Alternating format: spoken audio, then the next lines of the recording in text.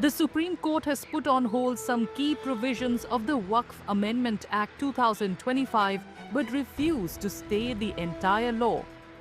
A bench of Chief Justice of India B.R. Gavai and Justice Augustine George Masih passed an interim order on the intensely debated issue on Monday. These are interim directions which have been passed. The larger matter, of course, remains sub judice, and that we all expect would be referred to a larger bench, probably a constitution bench. Some of the key provisions which have been put on hold include the requirement that a person has to be a practicing Muslim for the last 5 years before he can dedicate a property as Waqf.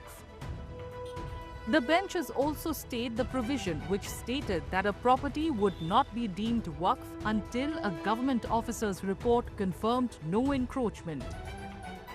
It also stayed granting authority to the officer to declare a property as government land and alter revenue records.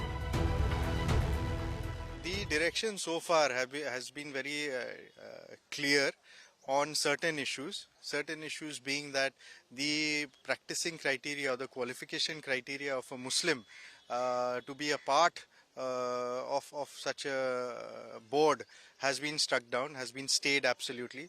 No longer the requirement of 5 years is required.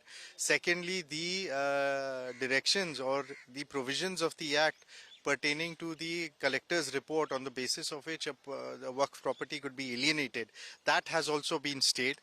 Thirdly, there has been time that has been granted to all properties irrespective of their status for registration in the Umeed portal, and thereby continuing the recognition of Waqfs in the country.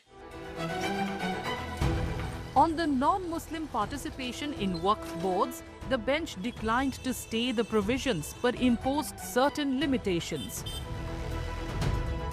Now, as per the orders that have been passed today, in the council there shall not be not more than 4 non-Muslim members, and in the board there shall not be more than 3 non-Muslim members.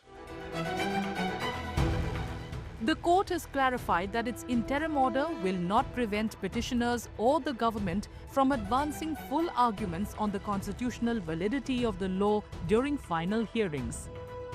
The centre had notified the Act on April 8th after it was passed by the Lok Sabha and Rajya Sabha on April 3rd and April 4th respectively.